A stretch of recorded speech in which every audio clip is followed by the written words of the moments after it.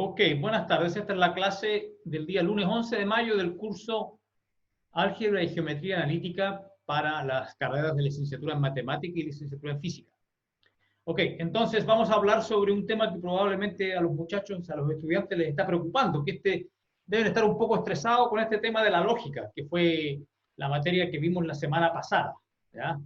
Eh, bueno, hay ejercicios que son bastante complicados, ¿ya? Porque hay que usar las reglas hay que hacer un cálculo simbólico, muchos cálculos simbólicos y hay expresiones complicadas que no son fáciles de simplificar usando el teorema 4 del libro, ¿ya? Entonces, es posible que algunos de ustedes estén preocupados de que no están entendiendo bien eso, están un poco estresados. Bueno, vamos a darle duro a esos ejercicios en la clase de este miércoles a las 11:30, ¿ya? De hecho, uno de los estudiantes ya me hizo un par de consultas con respecto a estos ejercicios y yo ya tengo la respuesta y de esas respuestas yo pensaba darlas en la clase de ejercicios de este miércoles, pero uno de esos problemas, uno de esos ejercicios que este estudiante me preguntó es bastante relevante y creo que hay que resolverlo lo antes posible. Primero quiero yo explicar cuál es el objetivo, cuál es el lugar que tiene el capítulo de lógica, bueno, obviamente el primer lugar del, eh, del programa, pero cuál es el objetivo de empezar el curso con un poco de lógica. Y bueno, el objetivo es que, primero, este no es un curso de lógica, es un curso de matemáticas, ¿ya? Pero por supuesto que nosotros para poder hacer matemáticas de una manera eficiente y poder realizar las demostraciones necesarias de algunos teoremas, ¿ya? Eh, vamos a admitir a los amigos que están, a los muchachos que están atrasados, ¿ya?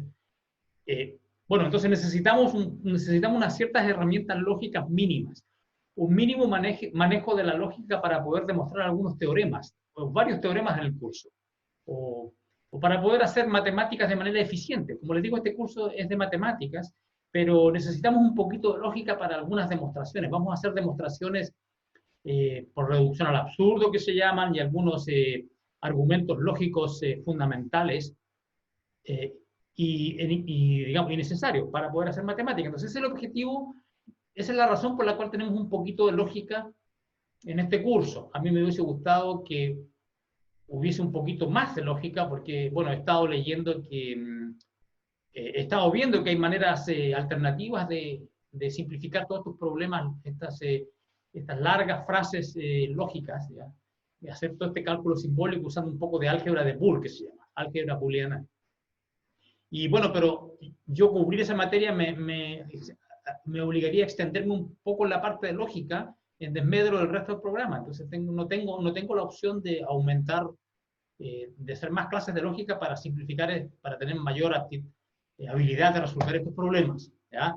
Entonces vamos a trabajar con el mínimo de lógica y este día miércoles vamos a tratar de resolver los problemas más complicados. Ahora me interesa resolver uno que es bastante útil para todo este problema o este tema de operar, digamos, usar la lógica elemental para resolver problemas de matemáticas más adelante, de demostración. Entonces, el problema que tengo presente, que voy a resolver ahora, es el ejercicio número, que fue una pregunta que me hizo un estudiante el día sábado, me parece. Voy a resolver el ejercicio 7 de la página de 15. Después que resuelva el ejercicio 7 de la página 15, ahí ya vamos a parar con la lógica y vamos a retomar todos estos ejercicios el día miércoles a las 11:30. ¿Ya? En la clase del miércoles, la clase de ejercicio. Después que haga este ejemplo, como les digo, vamos a pasar inmediatamente al capítulo 2. El capítulo 2 después yo lo voy a compartir con ustedes en pantalla. Van a tener una visión del inicio del capítulo 2. Pero ahora vamos a iniciar la clase con este ejemplo de lógica. Entonces vamos a hablar del problema 7, página 15. Capítulo 1. Aún estamos en el capítulo 1. Ups. Aún estamos en el capítulo 1. Y vamos a resolver este ejercicio con mucho cuidado. Pues el enunciado es el siguiente. 5 amigos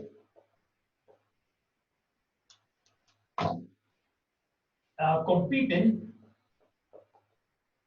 en una carrera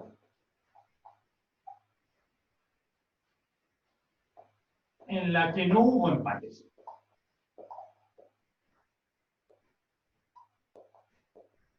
¿Okay? Cada uno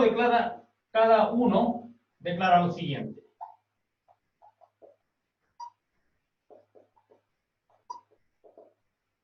Bueno, son 5 participantes.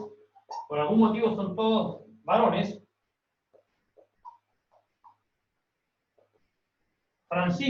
Andrés dice lo siguiente. Son 5 participantes. Está Andrés, Carlos, Danilo, Francisco y Eduardo. ¿Okay? Ellos, cada uno dice algo, pronuncia un enunciado. Dice Francisco. Andrés dice que Francisco llegó primero. Y yo segundo. Andrés dice que él llegó en segundo lugar y que Francisco llegó en primer lugar. Carlos dice lo siguiente. Francisco llegó segundo y yo cuarto. Por otra parte, Danilo dice que Eduardo llegó quinto. Eduardo llegó en quinto lugar, y yo tercero. Francisco dice, Danilo llegó primero y yo quinto. Y finalmente Eduardo dice que Francisco llegó tercero.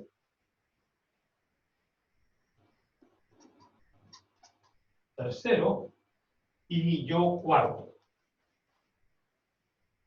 Entonces la pregunta es, el problema es, establezca el orden en que llegaron, el orden de llegada, ¿ya? Sabiendo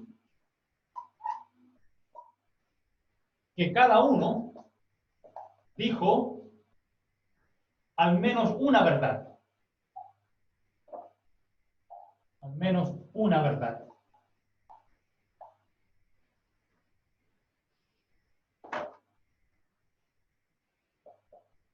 Ese es el problema. Es un problema de lógica. ¿De acuerdo? Y tenemos aquí el enunciado, es una carrera, son 5 participantes, cada uno hace un enunciado, ¿ya?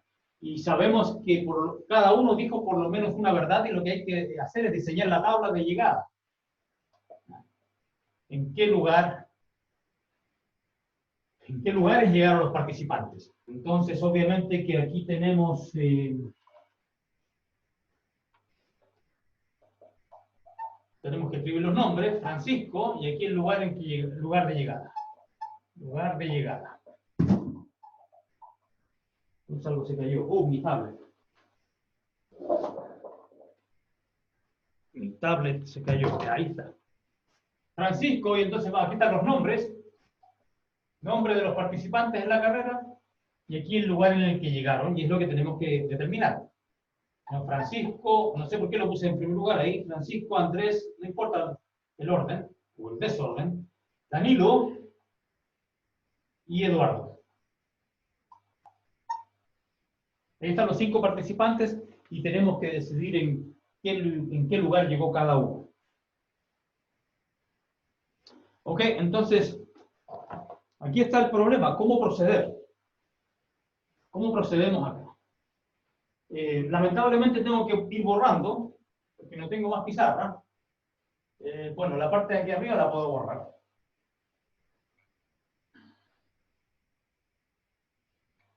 Y no me conviene borrar los enunciados, obviamente. No me conviene borrar los enunciados. Entonces, ¿cómo podemos resolver este problema? Bien, partamos, y ya sabemos que cada uno dijo por lo menos una verdad. Entonces vamos a examinar lo que dijo Andrés.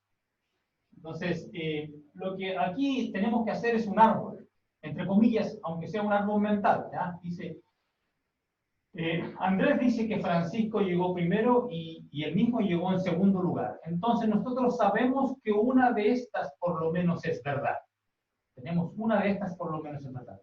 Supongamos, entonces, suponer primero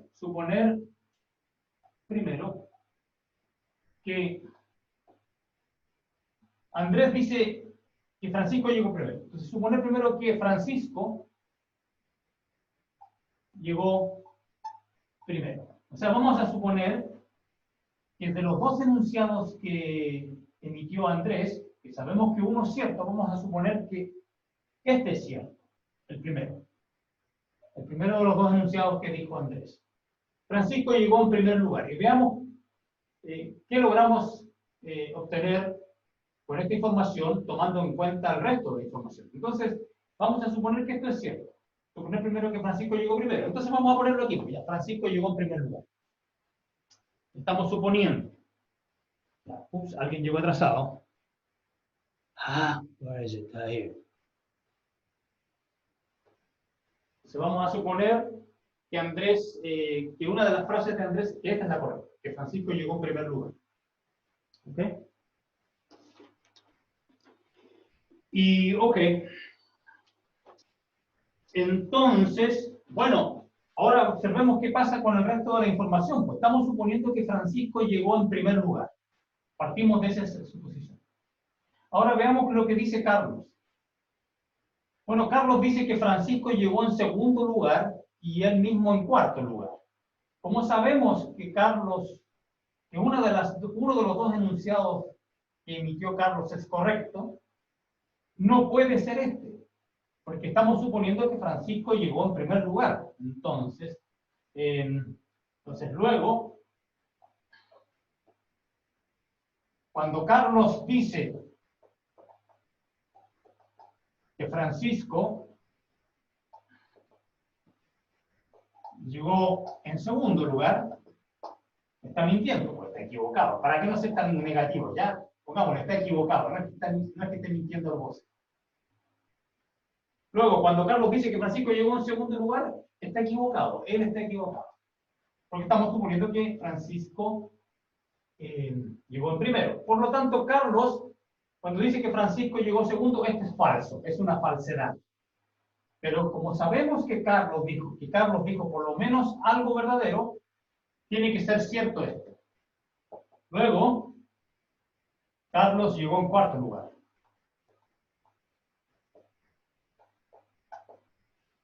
Entonces aquí Carlos llegó en cuarto lugar. Ok.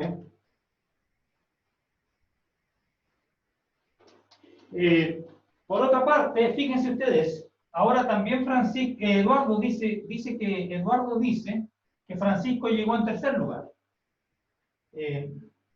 Además, el enunciado Francisco llegó en tercer lugar. Además, el enunciado Francisco llegó en tercer lugar, dicho o pronunciado por.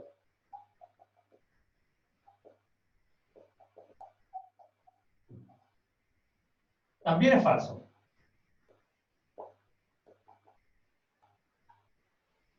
Esto. Porque ya estamos suponiendo que Francisco llegó en primer lugar. Pero Eduardo tiene que decir por lo menos una verdad. Como Francisco llegó tercero, falso. Entonces, luego, Eduardo llegó en cuarto lugar. Porque dice, cuarto. Pero aquí tengo un problema. Aquí hay un problema grave, porque en esta carrera no hubo empates. Y Carlos y Eduardo ambos estarían llegando en cuarto lugar. Entonces aquí llegamos a lo que se llama una contradicción. Entonces, esto es una contradicción lógica. Y se escribe así, dos flechas que se chocan de frente. ¿Ah? porque íbamos en esta dirección y tiene algo en contra, chocamos contra una muralla, esto es falso. Entonces, ¿de dónde surge el problema? ¿Dónde surge el problema? ¿Por qué todo esto es falso? Porque estamos trabajando sobre una hipótesis errónea. Suponer primero que Francisco llegó en primer lugar. O sea, si suponemos que lo que dice que aquella verdad que pronuncia Andrés es esta, de que Francisco llegó primero, entonces arribamos a una contradicción lógica. En consecuencia, esto es falso. Entonces, concluimos.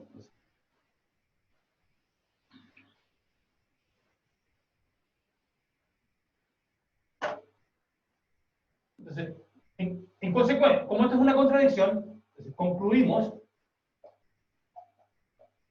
que la verdad que dice Andrés es la otra, no esa. Es yo llegué segundo. Así que esto, Andrés llegó segundo, eso es verdadero. Entonces tenemos que borrar todo esto porque aquí llegamos a una contradicción. Entonces todo esto no está mal, porque estamos partiendo de una hipótesis equivocada. Es típico en matemáticas cuando uno tiene varias. Esto vamos a verlo más de una vez en este curso, muchas veces. Cuando tengamos en algún problema en particular más de una opción y vamos a tener que hacer un análisis. Supongamos que la opción A es verdadera o la opción B es verdadera. ¿Y qué pasa si la opción A es verdadera? ¿Llegamos a algo razonable o chocamos contra una muralla? O chocamos contra una muralla y tenemos una contradicción en el camino. Entonces, aquí con la opción A, que era que Francisco llegó en primer lugar, tuvimos un problema lógico. En algún momento llegamos a una contradicción, por lo tanto la opción correcta es la B, es decir, que Andrés llegó en segundo lugar. Así que esto debe ser lo que ocurrió, que Andrés llegó en segundo lugar. Así que ahora ya tenemos algo firme. Ok, entonces, ¿qué más podemos averiguar? ¿Qué otra cosa podemos averiguar de aquí?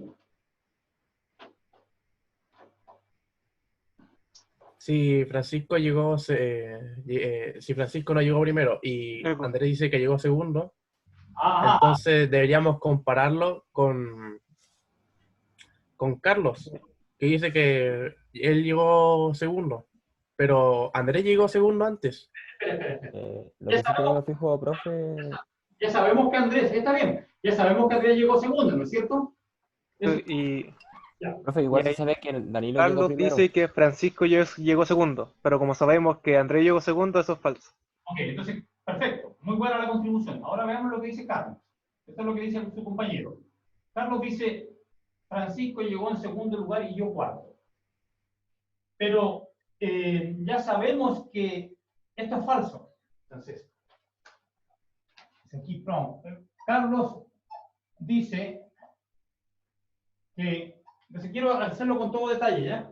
Carlos dice que Francisco llegó segundo, lo cual es falso. Pues Andrés llegó segundo. Luego, la otra mitad del enunciado de Carlos es verdadera. Luego, Carlos llegó un cuarto. Esta es la otra parte del enunciado de Carlos y debe ser verdadera. ¿Ok? Porque por lo que dice el problema, que cada uno dijo por lo menos una verdad. Entonces luego Carlos llegó en cuarto lugar, así que ya tenemos ahí marcado otro lugar de llegada final. Bien. Entonces, ahora vemos quién más está mintiendo acá. Esto es como una historia de detective. Ya sabemos que Carlos... Eduardo dice que Francisco llegó tercero y yo cuarto. Pero ya sabemos que cuarto llegó Carlos. Eduardo está... Eduardo está mintiendo cuando dice, o está equivocado, recuerden que hay que ser más, no hay que ser tan acusete. Ya, ok, Eduardo dice que llegó en cuarto lugar. Entonces, Eduardo no llegó en cuarto lugar. Eduardo no llegó cuarto. Pues, Carlos llegó cuarto.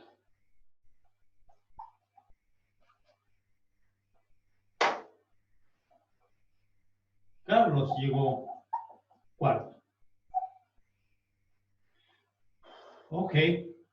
Eduardo no llegó cuarto, Carlos llegó cuarto. Por lo tanto, luego Francisco llegó en tercer lugar. Porque Eduardo dice por lo menos una verdad. Entonces esto implica que Francisco llegó tercero.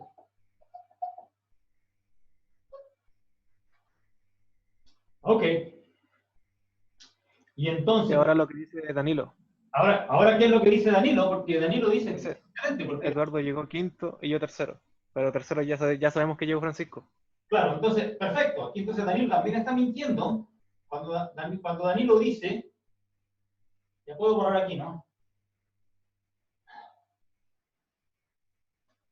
Entonces...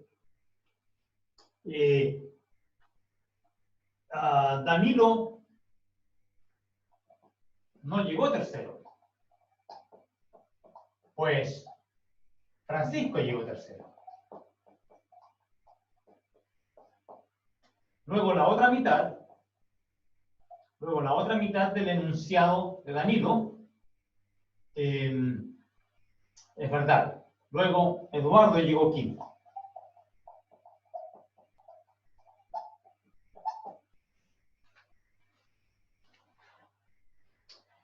Bueno, y no queda otra opción que Danilo llegó en primer lugar. Y todo esto es consistente, porque aquí Francisco, recuerden que Francisco, no hemos visto lo que dijo Francisco, en ningún momento usamos el enunciado Francisco, ¿no? Porque vimos lo que dijo Andrés, Carlos, Eduardo, Danilo y Francisco no lo pescamos. Pero es que Francisco, recuerden que tiene que decir por lo menos una verdad. Francisco dice, Danilo llegó en primer lugar, lo cual es cierto, y esto, que él llegó en quinto lugar, es falso, porque él llegó en tercero. Pero dijo por me había asustado. Me había asustado. Bueno, sí. ¿Qué pasa si encontramos una contradicción aquí? Bueno, significa que el problema fue mal planteado, no es culpa nuestra, pero nosotros usamos la lógica de manera correcta. Bueno, esto es lógica, este es el tipo de lógica que nosotros vamos a necesitar para hacer varios argumentos matemáticos, demostraciones, teoremas, proposiciones. Este es el tipo de argumentación lógica. Ustedes ven aquí hay un árbol, porque, bueno, hay un árbol, es muy piñufla, muy pequeño el árbol, porque el Andrés dice dos cosas, entonces, supongamos que Andrés es este tronco y hay una rama y otra rama. Entonces, la primera rama es que Francisco llegó primero. Francisco llegó primero. Esto es lo que dice Andrés. Entonces, Francisco llegó primero. Esta es una de las ramas del argumento. Y nosotros vimos que si seguimos por esta rama, llegamos eventualmente a una contradicción, porque Francisco llegó primero y después se deduce acá algo y llegamos a una contradicción, chocamos contra una muralla. Entonces ustedes ven que el camino que había que seguir era el otro, que Andrés llegó segundo. Y así empezó el argumento, ¿no? Andrés llegó segundo y después nos íbamos por esta rama y eventualmente llegábamos a la tabla completa. Entonces esto es típico de la matemática, que hay más de una opción y depende por donde uno se vaya, llega a buen puerto o encuentra una contradicción, algo que no está bien. Es similar a cuando uno juega ajedrez, ¿no es cierto? Cuando uno juega ajedrez tiene varias posibilidades y tiene que elegir la mejor para poder ganar. Entonces este es el árbol de argumentación. Y este es el tipo de lógica que nosotros necesitamos usar en matemáticas, por lo menos a este nivel. ¿Ah? Ahora, por lo tanto, uno se pregunta, bueno, profe, ¿cuál es la utilidad de simplificar todas estas expresiones lógicas larguísimas? Bueno, también tiene su utilidad práctica, porque lo que estamos haciendo ahí es cálculos simbólicos, con símbolos, ¿ya? Y saber calcular con símbolos también es muy importante en álgebra, por ejemplo. En álgebra hay variables, X, A, B, etcétera, y hay fórmulas que resolver y manipular. Entonces también es útil este capítulo de lógica para eso. Pero lo que a mí más me interesa es la parte de argumentación. Bien. Entonces, necesito borrar ahora porque vamos a pasar al capítulo 2. Y el otro ejercicio que me preguntó el estudiante, que era el 2C de la página 14, ese lo vamos a hacer el día miércoles. Y todas las demás preguntas que ustedes me envíen o tengan el día miércoles sobre lógica, ahí las vamos a trabajar. Y cuando se acerque la prueba 1, más ejercicios de lógica vamos a hacer porque vamos a tener opción de hacer repaso, ¿no es cierto?, ante la prueba. Así es que si están un poco estresados por este asunto de lógica, bueno, quizá hay que tomárselo con un poco más de calma, no asustarse tanto y seguir practicando, ¿ya? Si uno está preocupado por algo, bueno, sigue estudiando y eventualmente va a poder dormir mejor porque va a estar más confiado con lo que hace, ¿no?, con el estudio. Al principio es medio chocante, sobre todo si uno viene llegando del liceo, donde nunca ha visto esto. Bueno, claro, asustan. Súper complicado.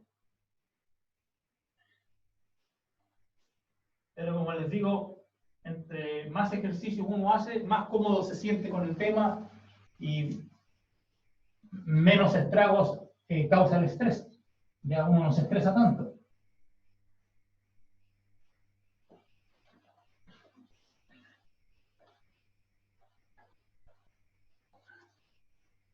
Bien, entonces vamos a compartir la pantalla ahora para mostrarles el inicio del capítulo 2.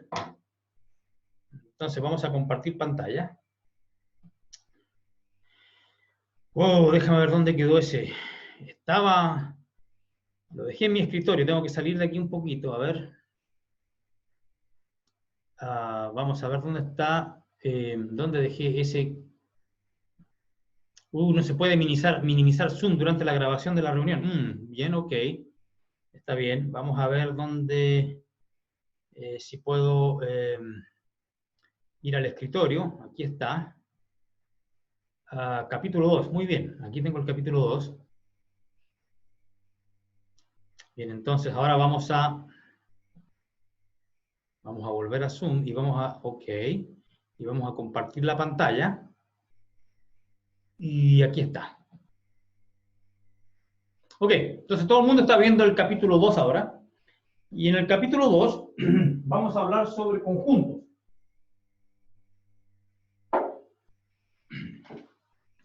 Bueno, como les digo, este libro simplemente me sirve a mí de guía. A nosotros nos sirve de guía. No tenemos por qué hacerlo todo al pie de la letra.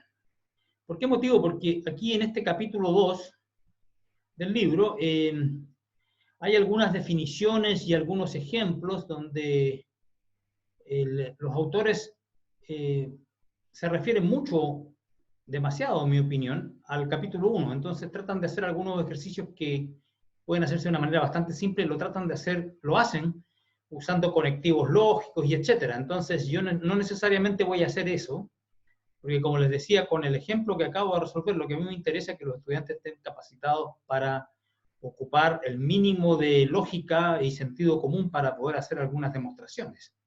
¿Ya? Así es que yo no voy a hacer todas estas definiciones que aparecen aquí en el capítulo 2. Donde empiezan, si ustedes lo ven, empiezan definiendo lo que es un conjunto, entre comillas. Los conjuntos, dices, son los objetos abstractos con lo que se construye la teoría de conjunto. ¡Qué informativo!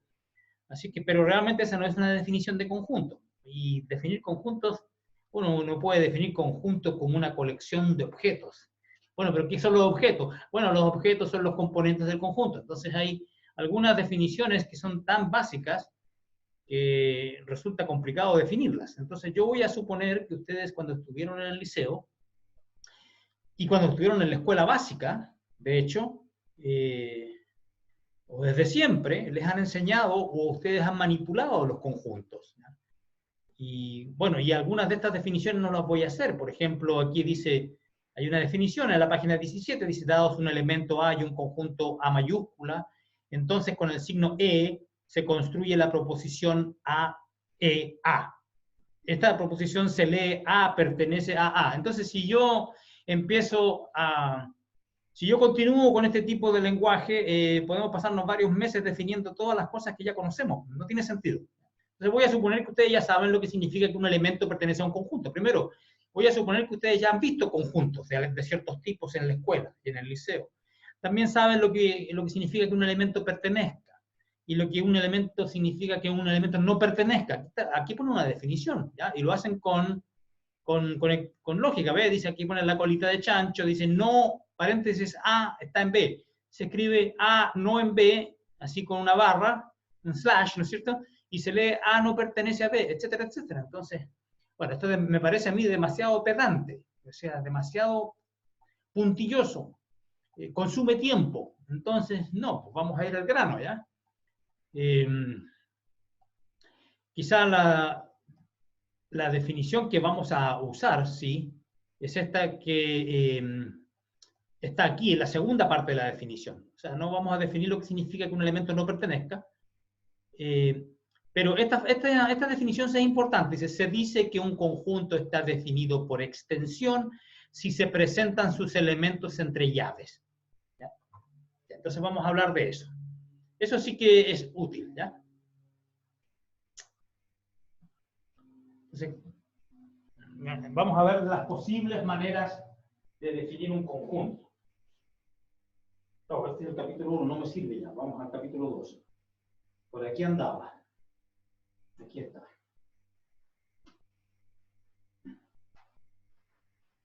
Capítulo 2. Ok. Un poco de paciencia, vamos a llegar a la página 1. Ok. Ups.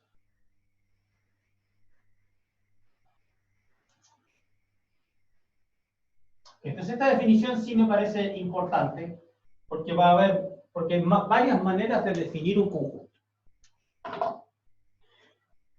Se dice que un conjunto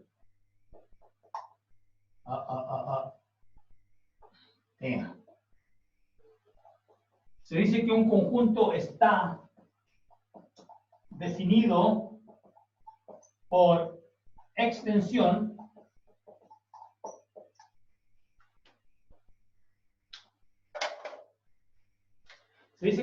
está definido por extensión si se presentan sus elementos entre llaves. Hagamos un ejemplo. A igual 3, 7, menos 1. Ahí no tengo por qué poner el mismo ejemplo que está aquí en el libro, ¿okay? Pero este es un ejemplo de un conjunto que está definido por extensión, donde se presentan todos y cada uno de los elementos que componen. Esa es una manera de definir un conjunto. No es la única, también existe la definición por comprensión. Entonces se dice, entonces esta es la continuación de la definición, así este es un ejemplo aquí entre medio, ¿ya? Se dice que un conjunto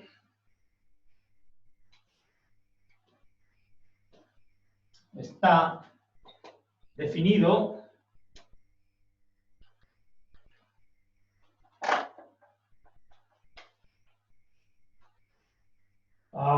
por comprensión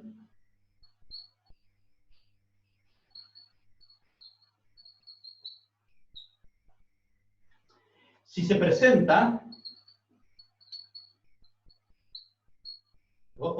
that's not good. Si se presenta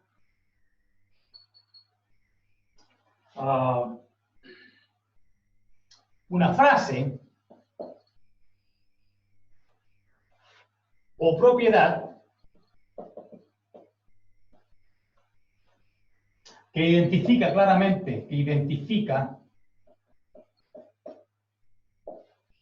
claramente todos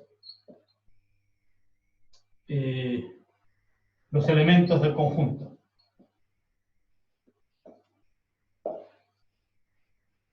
que identifica claramente todos los elementos del conjunto. Hagamos un ejemplo, a ver.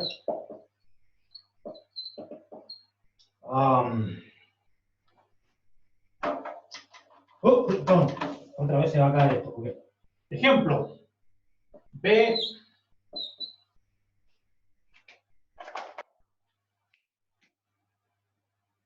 Escribamos B como todos los elementos, todos los números naturales, tales que n es par. Entonces ahí tengo un conjunto definido mediante una frase. No es una lista como esta, bueno, porque en particular porque este conjunto es infinito. Recuerden que n es un conjunto, es el conjunto de los números naturales. Ese es el conjunto de los números naturales. Existe otro, que ahí menciono en el libro, que se llama el n sub 0, que no es usado muy frecuentemente, que contiene el 0. Es simplemente lo que se escribe así, es los naturales unión el 0. Hay otro conjunto que vamos a encontrar con relativa frecuencia, no es muy usual, no lo encontramos muy seguido.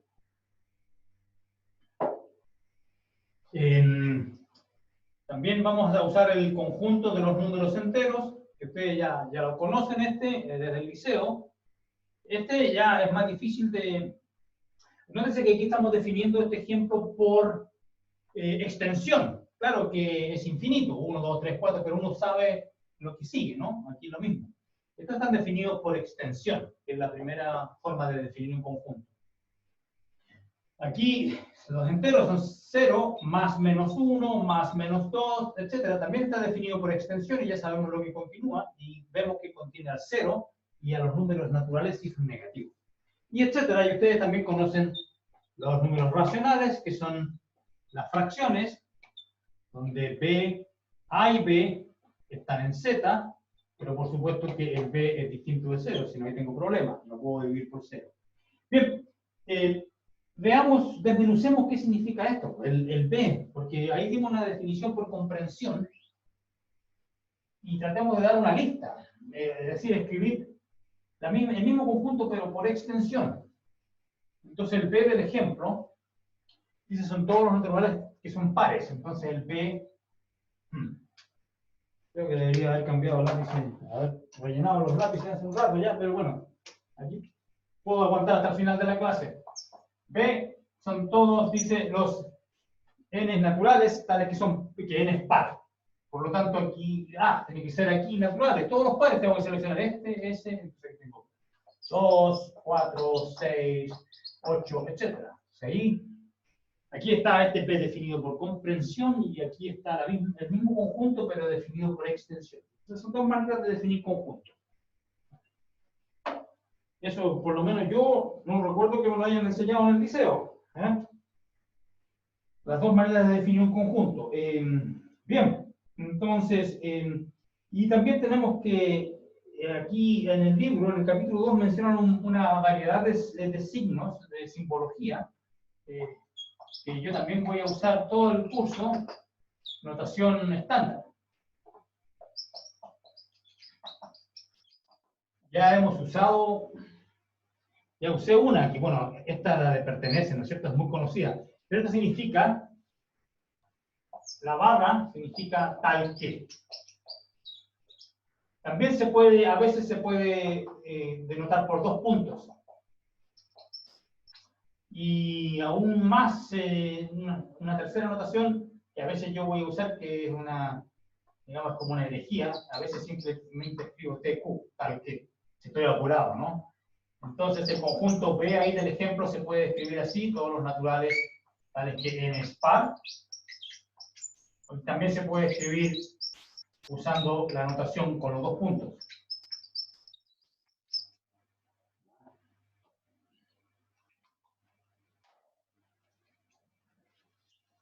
Esa es una notación estándar.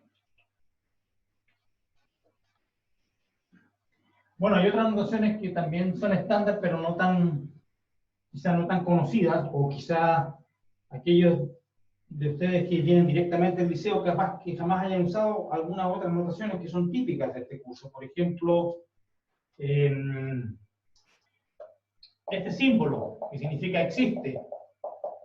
¿Ya? Hoy se me olvidó, hay un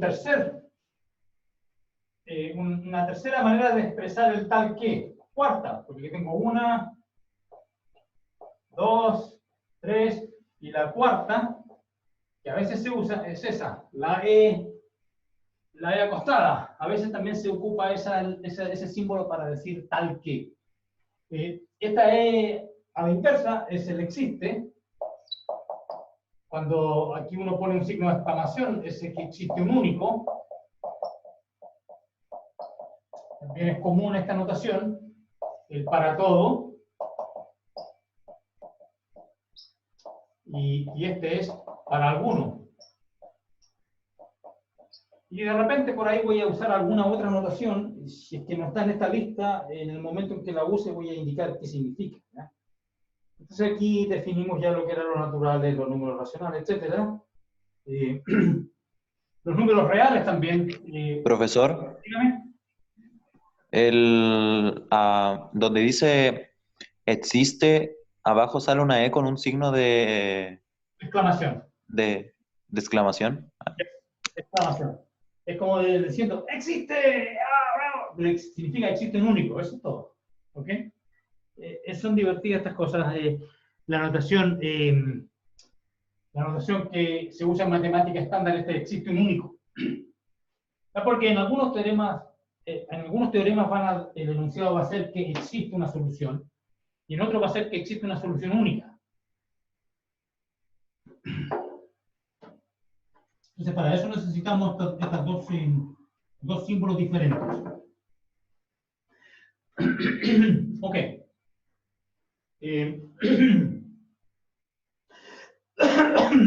Ok, entonces aquí en el libro, en la página 19, que es parte del capítulo 2, también definen este símbolo para todo y lo llaman, y le ponen un nombre. Este símbolo se denomina el cuantificador universal. O sea, es una frase demasiado larga para algo tan simple, ¿no? Y bueno, también definen conjuntos con funciones proposicionales, etc. Pero como yo ya les dije, no voy a hacer mucho hincapié en el lenguaje lógico de este capítulo. Ok, entonces veamos algunos ejemplos que realmente nos desafían, que sean un poco más complicados y no simplemente terminología. Porque, como les digo, esta terminología yo estoy seguro que ustedes tienen que haberla visto más de alguna ocasión en el liceo, o incluso antes. Ok. Entonces, veamos una definición importante. ¿Ya? Definición. Si A es un conjunto finito, si A es un conjunto finito, significa que tiene una cantidad finita de elementos, no que sea delgadito, ¿ya? Si A es un conjunto finito, ¿cómo se va a escribir su cardinalidad? Con este símbolo. Esto es entonces el número de elementos. Número de elementos en A. Si es finito, si no es, si el conjunto es infinito, también se puede definir una noción más general de cardinalidad, pero eso ya escapa a este curso por el momento. Entonces, hay bastante, tiene mucho que ver con lógica eso de los cardinales, ordinales y ese tipo de cosas, ¿no? Pero en este curso vamos a usualmente trabajar con números, muy frecuentemente con números finitos. Ustedes me imagino que conocían esta notación también. Esta es la notación del conjunto vacío. ¿Okay? Este es el conjunto que es vacío, no tiene ningún elemento. Es una notación que, no, como dice en el libro, no viene del... Esta no es la letra phi de los griegos, sino que es una letra que se usa en el alfabeto escandinavo, porque quien inventó esta notación fue inventada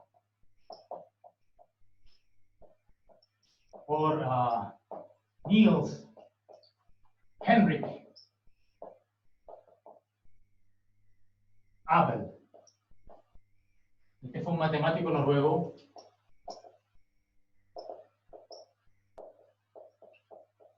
cuando ustedes saben que, bueno, quizás no saben, pero Noruega es un país bastante pequeño, creo que su población ahora debe ser como los 6 millones por ahí, no tiene mucha gente, ¿ya? Y cuando Niels Henrik Abel vivió en Noruega, eso fue en el año 1800 y algo, ¿no? 1800, parece que este hombre por aquí tengo les comento sobre Abel porque hay muchas partes de las matemáticas que llevan su nombre. Profe, Yes. por él se da el premio Abel, ¿no? Claro, el premio Abel de matemáticas es en honor a él. Pero, entonces, Niels Henrik Abel, hay muchos términos matemáticos que se les recuerda el nombre de él. Por ejemplo, los grupos abelianos. Son grupos, un grupo es un conjunto con cierta operación algebraica y que es conmutativo, como los enteros. Entonces, se les llama grupos abelianos en honor a él. También existen las integrales abelianas y algunos otros temas, ¿no es cierto?, de matemáticas. Pero lo increíble es que este hombre hizo grandes contribuciones a la matemática y a la física. Y vivió solamente 27 años. Murió muy joven, de tuberculosis, me parece. Así que es lamentable. Pero él fue el que ideó esta notación del conjunto vacío. Nótese que el conjunto vacío y este conjunto, porque ustedes saben que hemos estado hablando de conjuntos y los conjuntos los ejemplos que hemos dado han sido de conjuntos que contienen números, pero un conjunto puede contener, un conjunto puede estar formado a su vez por conjuntos. Por ejemplo, podemos considerar el conjunto de todos los subconjuntos propios de un conjunto dado. Eso también es un conjunto. Entonces aquí el vacío no contiene nada y este es el conjunto que contiene un elemento que es un conjunto a su vez, que es el conjunto vacío. Entonces estos son diferentes, porque este tiene cardinalidad 0 y este tiene cardinalidad 1, son diferentes. Así que ojo, el conjunto vacío y el conjunto que consiste de un elemento y ese elemento es el conjunto vacío, es un conjunto con un elemento, son diferentes. Ten cuidado. Así que ¿Un conjunto puede tener adentro más conjuntos? O sea, claro, puede... Claro, puedo decir que un conjunto tiene de elementos otros conjuntos. Bueno, claro, mira, si X es un conjunto, cualquiera, podemos considerar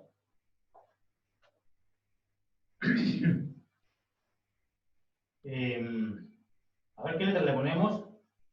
Otro conjunto ya A es un conjunto cuyos elementos son subconjuntos de acá, pero no cualquiera, son dos nomás. El vacío, porque el vacío siempre es un conjunto de X, y todo el espacio, y todo el conjunto. Si X es un conjunto, podemos considerar este conjunto, que tiene dos elementos. Y también podemos considerar un conjunto B, que, a ver, ¿qué podemos poner acá? Voy a considerar todos los S, tales que S es un subconjunto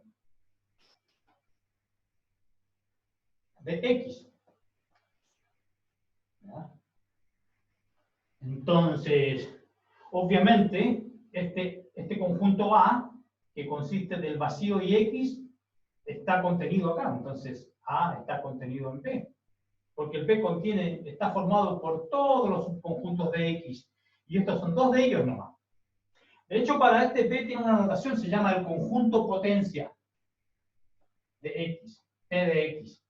A veces la P que usan es una P gótica o una P, no sé, pero es una P así media rara. P de X es el conjunto potencia. Y se llama, pues esta es una observación. Esto que está aquí se llama el conjunto potencia de X.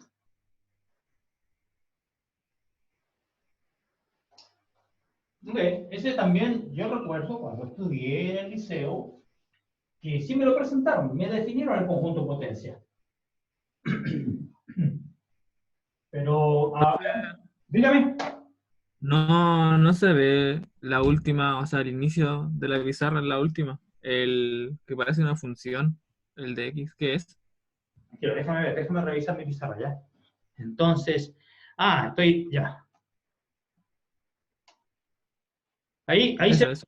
ahí se ve todo, ¿no? Sí, ahí se. ¿Qué símbolo es ese? Esa P media mística que puse ahí, Sí.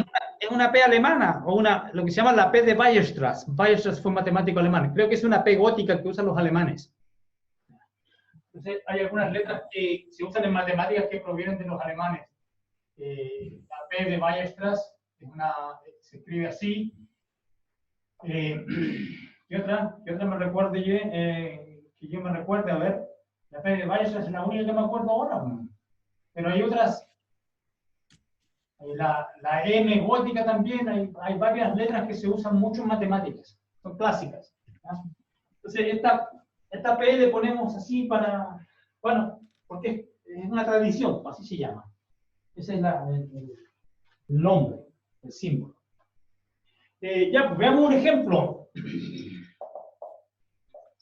Si A consiste de 1, bueno, ya estoy llamando, le puse X, ya, entonces, si el X contiene 3 elementos.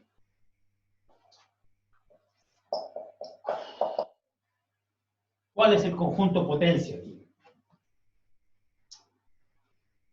Es una buena pregunta, ¿no es cierto? Tenemos que calcular, tenemos que hacer una lista que lo voy a definir por extensión, ¿ya? Por extensión. Y entonces, bueno, siempre está el vacío y todo. Por lo menos siempre están esos dos ahí. Pero necesito hacer una lista, calcular todos los subconjuntos. Bueno, están los subconjuntos que tienen un solo elemento.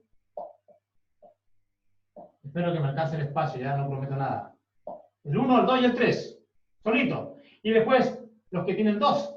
1, 2, 1, 3, 2, 3. ¿Habrá más o no? 1, 2, 3, 4, 5, 6, 7, 8. Parece que ahí se acabaron. Ahí están todos los subconjuntos de X. ¿Ya? Entonces, más adelante, observar. Profesor, Dígame. ¿qué es lo que está sacando con ese ejemplo? Estoy calculando el conjunto potencia. El conjunto potencia. Y yo definí el conjunto potencia de X como el conjunto que consiste de todos los subconjuntos de X. Y aquí me doy un ejemplo. Me doy un conjunto que tiene 3 elementos, 1, 2 y 3. Y entonces ahora lo que necesito calcular, cuando yo digo calcule el conjunto potencia, lo que me están pidiendo es que calcule, que haga una lista de todos los posibles subconjuntos de este conjunto. Entonces, ya. el vacío siempre está. Y el X siempre está, todo. Esos son los dos extremos, casos extremos. Y después tengo que empezar a hacer la lista de todos los posibles subconjuntos que voy a encontrar aquí. Pues tengo, entonces una manera ordenada de hacerlo es, primero calcular todos los subconjuntos que consisten de un solo elemento. Entonces ahí está el 1, solito el 2, solito el 3. Y después empezar a ver todos los subconjuntos con 2 elementos. 1, 2, 1, 3, 2, 3, y ahí se acabó, ¿no es cierto? Y no hay más.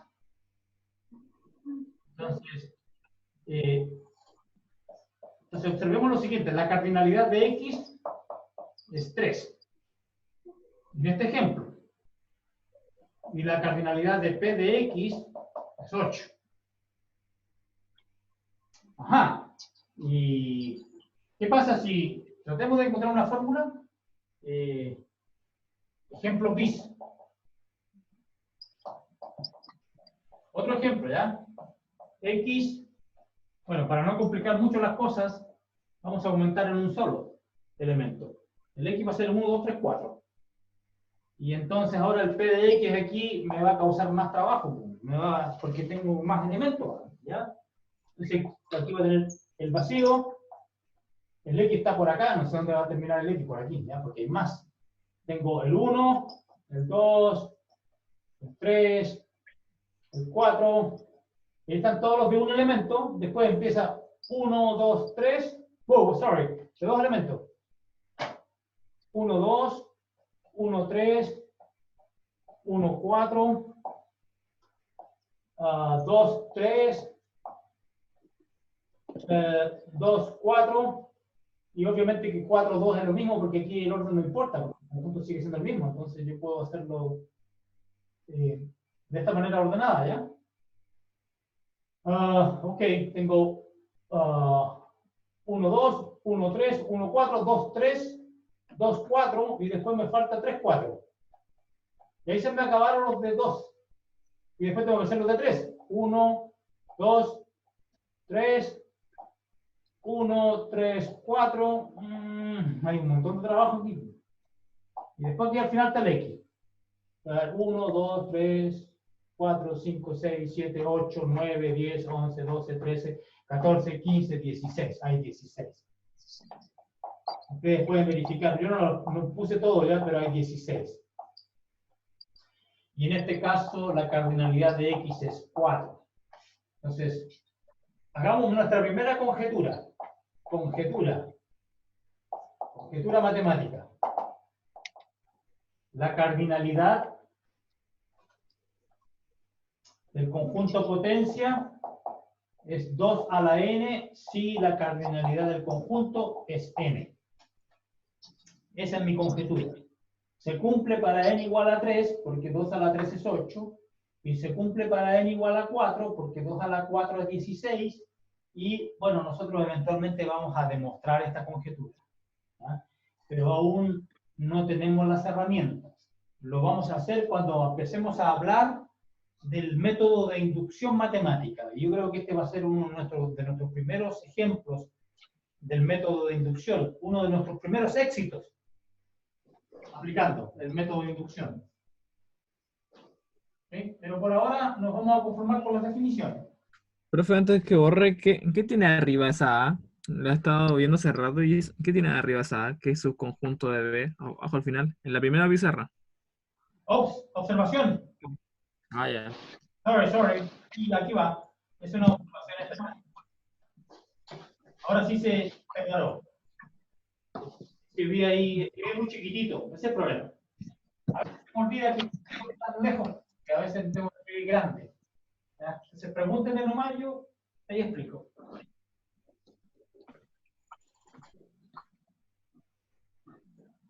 A propósito, estoy grabando esta clase, así que va a estar disponible en YouTube hoy a las 6:30. Así que ahí yo no sé si en YouTube tienen la opción de hacer un zoom, que parece que no. Se sale el video como sale nomás. No puede uno acercarse. Así que es fundamental escribir grande aquí en la pizarra. Ok, entonces ya definimos lo que era el conjunto potencia, conjunto vacío. Le presentamos al famoso Niels Henrik Abel. ¿Ya? Bueno, ya definimos un conjunto potencia. Estas definiciones que aparecen aquí en el capítulo 2 de la unión, quizá las voy a recordar. Si A y B son conjuntos, son subconjuntos. En realidad, subconjuntos. Si A y B son subconjuntos de un conjunto más grande, que podemos llamarle U universo. Si A y B son subconjuntos de un conjunto U, un conjunto súper grande que contiene todo lo que nos interesa, entonces vamos a definir la unión de dos subconjuntos. Lo vamos a definir por comprensión, son todos los X en el universo, ¿ya? Tales que pertenecen a A o a B. Y me imagino yo que estas definiciones ustedes ya las conocen. Todos los elementos del universo que pertenecen a ambos. A X, los X que pertenecen a A y B. Y aquí en el libro usan este símbolo, A menos B, que a veces yo prefiero usar un símbolo negativo así, medio torcido, para diferencia de conjuntos. Son todos los elementos en U que están en A y no están en B. ¿Ah? Y a veces usamos el AC, que esta es la notación que voy a usar yo, que es el complemento de A. Son todos los X en U que están fuera de A. Bueno, y aquí en el libro aparece un teorema que, bueno, no voy a demostrar porque es capaz que ni siquiera lo denuncie porque es bastante, simplemente es una lista de hechos ya muy conocidos que se supone que ustedes ya vieron en el liceo. Por supuesto, cuando ustedes entran a estudiar esta carrera, yo tengo que suponer que ustedes vienen con algo de bagaje, con algo de información del liceo. ¿Ya? Entonces, el teorema, que no lo voy a enunciar completamente porque ustedes tienen acceso a este mismo archivo que estoy viendo yo a través de la plataforma Moodle. Entonces, a veces no voy a terminar el enunciado si es demasiado largo. Entonces, sean A, B y C.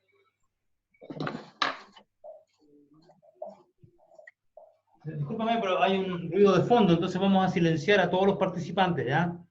A silenciar a todos los participantes. Ok. Ok, entonces si ustedes quieren hablar, tienen que apretar un botoncito, o quizá la barra del computador les puede servir. Bueno, sean A, B y C conjuntos, entonces son verdaderas las siguientes proposiciones. El vacío siempre está contenido en A. A siempre está contenido en A.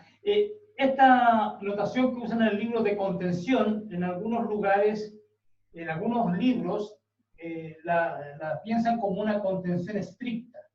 ¿Ya? Pero como el A aquí el A podría ser el vacío, a veces uno usa esto por énfasis. Aquí obviamente que el A es igual al A, no solamente está contenido. Entonces, y todo esto si A está contenido en B,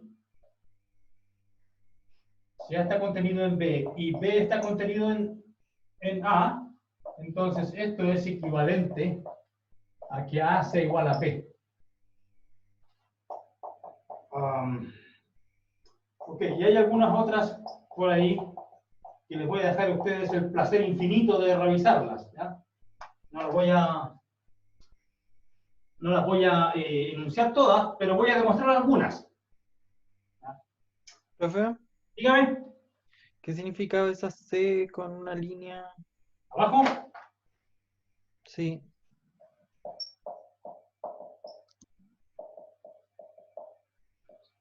Contenido en con la posibilidad de ser igual a.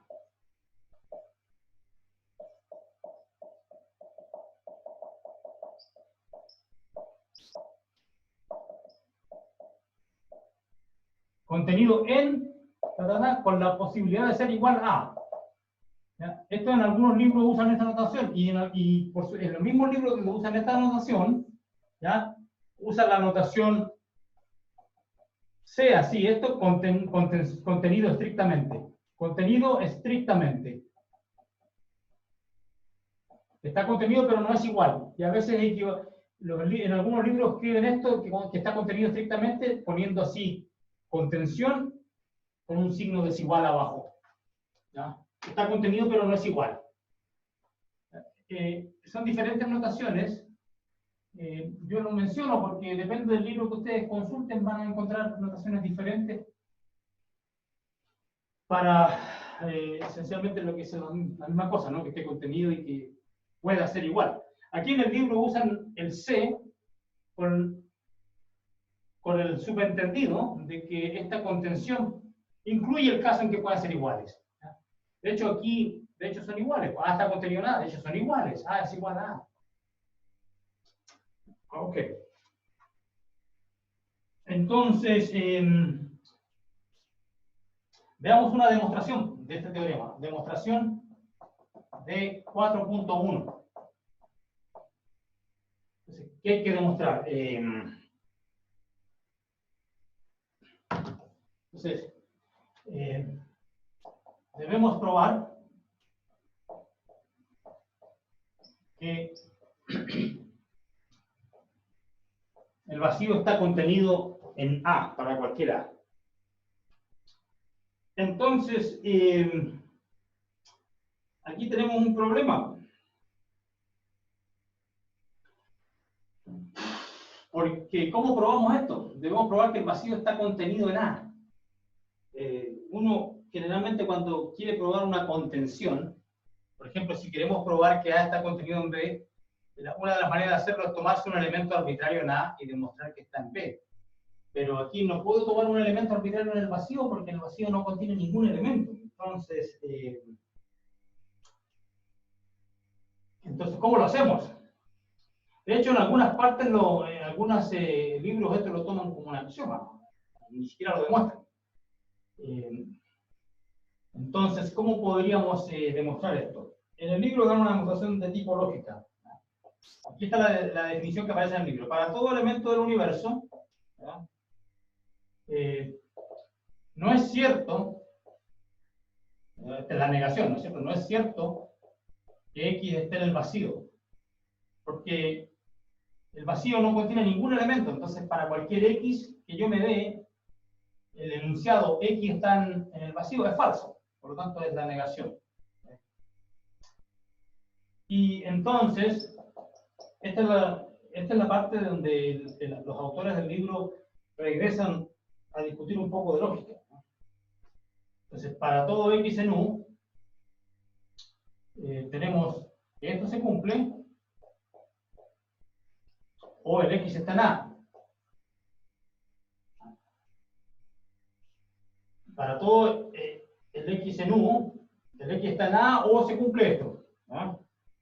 Y bueno, esto es equivalente así para todo X en U. El X en el vacío implica X en A. Ups.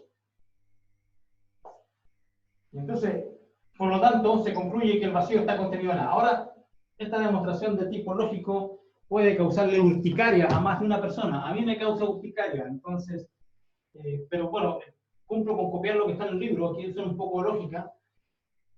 Pero yo prefiero que nosotros consideremos esta inclusión como definición o un axioma, que el vacío siempre está contenido en cualquier conjunto. ¿Profe? Dígame. Pero si el vacío se define como un conjunto que no tiene elementos, entonces ¿podría existir en un subconjunto que no tenga elementos? En ese caso, ese subconjunto sería vacío. Bueno, el único subconjunto del vacío es el vacío mismo. Habíamos hablado de que cualquier conjunto, yo dije, ¿se acuerdan lo que dije? Que cualquier conjunto, cuando uno empieza a hablar del vacío se ponen raras, se ponen extrañas las cosas. El conjunto potencia, yo dije, siempre contiene por lo menos dos, ¿no es cierto? Lo dije hace un rato. El conjunto potencia contiene al vacío y al X, porque el vacío siempre es un subconjunto de X, así que yo estaba implícitamente usando esto. Bueno, pero claro, son dos, pero ¿qué pasa si el X es vacío? Entonces el conjunto potencia al vacío, bueno, contiene el vacío y sí mismo, pero que el sí mismo es vacío nomás. Entonces aquí contiene un solo elemento el conjunto potencia de. Bueno, esto no contradice la fórmula. Recuerden que yo dije que el número de elementos de P de X es 2 a la n, si el número de elementos de X es n. Si el X es el vacío, el número de elementos es 0, y 2 a la 0, por otra vez por convención, por definición, por decreto, el 2 a la 0 se considera igual a 1. Por lo tanto, esta fórmula sigue siendo válida incluso si el X es el vacío. Pero bueno, todas estas cosas son medias extrañas. Por lo mejor es tomar esto como definición, ni siquiera teorema, sino que como un axioma. El vacío está contenido en cualquier conjunto. Y la cardinalidad del vacío es cero, no contiene ningún elemento, por lo tanto esta fórmula sigue siendo válida. Y el conjunto potencia del vacío es el conjunto, pero nótese aquí una sutileza.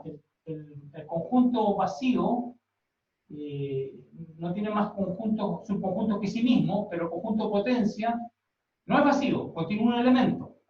Y ese elemento es el conjunto vacío. Entonces este conjunto no es vacío. Entonces eso es lo que yo mencioné un rato, que la gran diferencia entre el vacío, el conjunto vacío y el conjunto con un solo elemento que consiste en el conjunto vacío. Ahí ya cuando yo mencioné eso estaba hablando de este caso, del conjunto potencia del vacío. Bueno, pero como les digo, estos son sutilezas lógicas que lo único que nos hacen es desviarnos la atención de problemas más interesantes y más urgentes, o más importantes, para más adelante. Entonces, podemos considerar esto como una definición, ¿no? El vacío está contenido en cualquier conjunto. Y se acabó, decreto. Bueno, pero aquí en el libro les encanta demostrar estas cosas. Veamos qué más podemos rescatar de esta parte del capítulo, que nos sirva para más adelante. Profe, Dígame. ¿cómo se lee lo de la pizarra anterior? No sé leerlo. Todo esto, O sea, para todo X perteneciente al universo. Y ese, para no sé todo, cómo seguirlo. para todo X que pertenece al universo, no es cierto que X pertenezca al vacío, porque el vacío no contiene ningún elemento. ¿Ya? Ya. Entonces, para todo, ahora la segunda dice, para todo X en el universo, o bien el X pertenece a la A, o bien, esto es cierto, pero es que esto viene de adelante, esto es cierto. Así que recuerden que esto es verdadero, y verdadero o algo siempre es verdadero.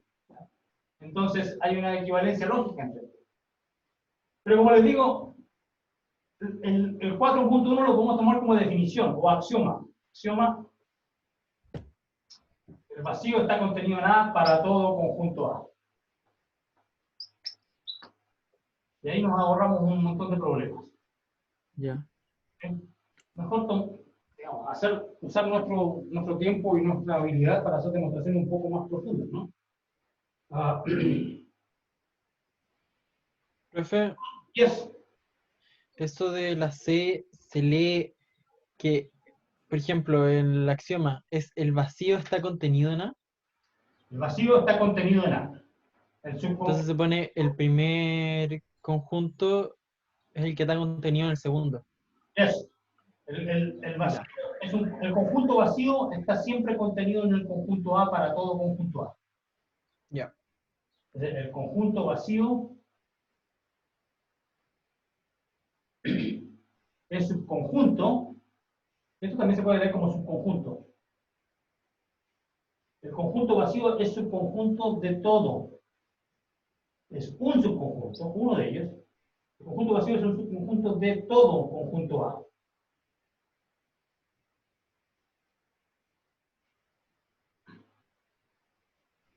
Eso. Esa es la manera de decirlo con lenguaje, ¿no?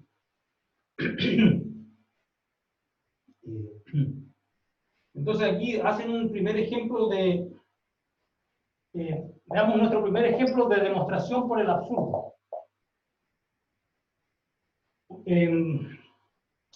Demuestre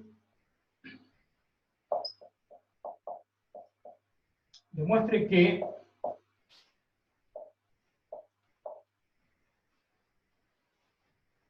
demuestre que la raíz cuadrada de 2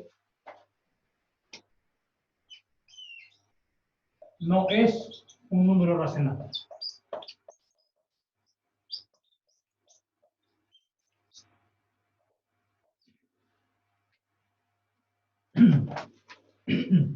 Demuestre que la raíz cuadrada de 2 no es un número racional.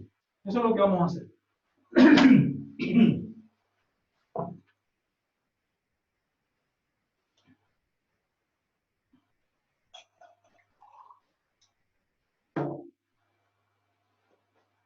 Bueno, aquí va nuestra primera demostración por reducción. Se llama demostración solución. Demostración por reducción al absurdo.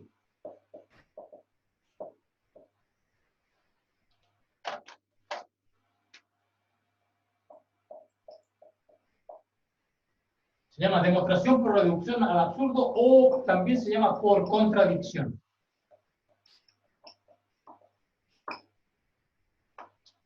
Entonces, entonces, ¿cómo podemos demostrar esto? Bueno, no hay mucho donde agarrarse, porque dice, demuestre que la raíz cuadrada no es un número racional. Entonces, ¿cómo podemos hacerlo? Supongamos que sí lo es. Supongamos que la raíz cuadrada de 2 sí es un número racional.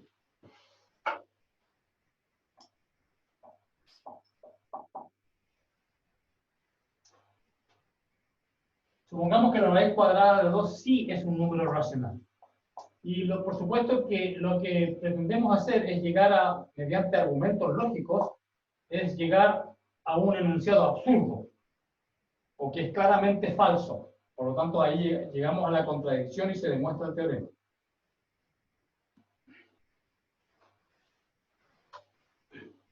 Supongamos que la raíz de 2 sí es un número racional, es decir, la raíz cuadrada de 2 se puede escribir así: a sobre b con a y b enteros y el b distinto de 0, porque no puedo dividir por 0, obviamente. Entonces aquí hay nuestra primera demostración en serio. Adiós al vacío. Mandemos el vacío al vacío.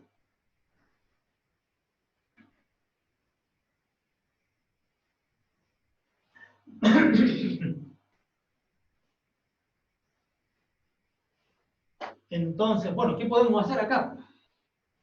Entonces estamos suponiendo que la raíz cuadrada de 2, recuerden que la raíz cuadrada de 2 por definición, la raíz cuadrada de 2 es un número real x, ¿ya?, con la propiedad tal que x al cuadrado es 2. Hay más de uno, hay dos soluciones. Aquí estoy suponiendo que este es un número, dice la raíz positiva. Así que este es un número real positivo. De hecho, las calculadoras, si ustedes lo calculan, les va a dar un valor 1.41, 42, 14, etc. La raíz cuadrada de 2 es un número real positivo, tal que su cuadrado es 2. ¿Ya? Y lo que yo quiero demostrar es que no se puede escribir como un cociente de dos números enteros. Entonces, supongamos que sí es posible y veamos qué enunciado absurdo podemos obtener de acá. Pero podemos multiplicar cruzados primero. Entonces, la idea es pasarse a trabajar en los enteros. Entonces, ahora la raíz cuadrada de 2, si es a partido por b, entonces aquí yo obtengo que el a vale raíz de 2 por b. Simplemente multipliqué cruzado. O simplificar, que se llama. O multiplicar ambos lados por b. Multiplico por b a la derecha. Me va a quedar este lado aquí raíz de 2 por b, y aquí va a quedar a sobre b por b, es a, ¿no? Entonces, bueno, ahora todavía estoy trabajando en los números reales. Pero ahora podemos pasarnos a trabajar en los enteros, porque puedo elevar al cuadrado.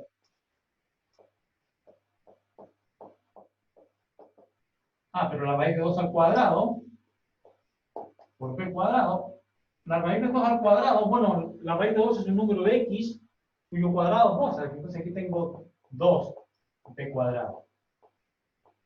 Tengo esa igualdad. A propósito, me olvidé de algo clave. A sobre b con a y b en z, b distinto de 0, y supongamos que a y b no tienen factores en común. Factores en común. A y B no tienen factores en común, porque si A y B tienen un número entero en común, lo simplifico. Y voy a suponer que esta es una fracción ya simplificada, no hay ningún divisor común a ambos, A y B. Eso se dice en aritmética básica, La manera de decirlo es que A y B son relativamente primos. Entonces, estamos suponiendo que A y B no tienen factores en común. No tienen factores en común.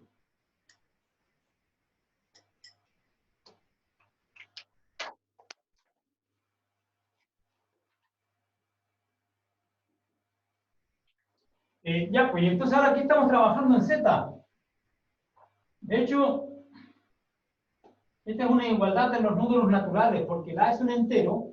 Al elevarlo al cuadrado, me da positivo, aquí me da también positivo y tengo el 2 ahí. Entonces estamos los números naturales trabajando, ¿ya? Entonces, bueno, de aquí se deduce que el A cuadrado es par, porque es 2 veces algo. Pero si el A cuadrado es par, entonces el A es par. Porque si el A fuera impar, su cuadrado va a ser impar también. Porque si el A es impar, el A es 2m más 1, y si lo elevo al cuadrado y desarrollan el cuadrado, usted va a sobrar un 1 al final, entonces va a ser impar. Entonces esta es una conclusión lógica. Ahora se me está acabando el tiempo, por eso me estoy apurando, ¿ya? Disculpen, si quieren mañana lo volvemos a explicar esto con más detalle, ¿ya? Pero entonces el A cuadrado es par, por lo tanto el A es par, por lo tanto el A va a ser 2 veces C, digamos, ¿ya? Para algún C. Porque es par. Entonces ahora mi ecuación A cuadrado igual 2B cuadrado se transforma como el A yo sé que vale 2C, va a quedar 2C al cuadrado igual 2B cuadrado. Y ustedes ven aquí que es un 4. Y aquí tengo un 2. Entonces me va a quedar esta ecuación, 2C cuadrado igual B cuadrado. Ok, y el mismo, entonces, bueno, lo puedo escribir al revés. B cuadrado igual 2C cuadrado. Y ahora el mismo argumento de allá me dice que el B tiene que ser par, porque B cuadrado es par. Por lo tanto, el B es par. Por lo tanto, el B es 2D. Ya, pero aquí tengo una contradicción. Porque el B es 2 por algo, y el A también es 2 por algo. Y entonces aquí concluyo que el 2 es factor común de A y B. Pero yo partí diciendo que A y B no tienen factores en común. Entonces ahí tengo una contradicción. Y por lo tanto se demuestra por reducción al absurdo. Esa es nuestra primera demostración por reducción al absurdo. La vamos a volver a ver mañana con más calma. Y me apuré demasiado porque me queda un minuto, ¿ya? Entonces no quiero que se me corte la grabación en la mitad de la explicación. Mañana le echamos otra revisada a esto, ¿ya? Por si fue muy rápido y alguien quedó colgado. Mañana lo vemos, ¿ya? Ahora voy a finalizar la reunión y mañana continuamos. Si no hay preguntas, ya, hasta mañana. Profe. Nos vemos, Mañana, cuídense. Chao, chao, cuídese. Hola, profe, cuídese. Chao, profe. No, hasta mañana, hasta mañana. Cuídese. Voy a intentarlo, no más cerveza, ya. Chao, profe. Uf.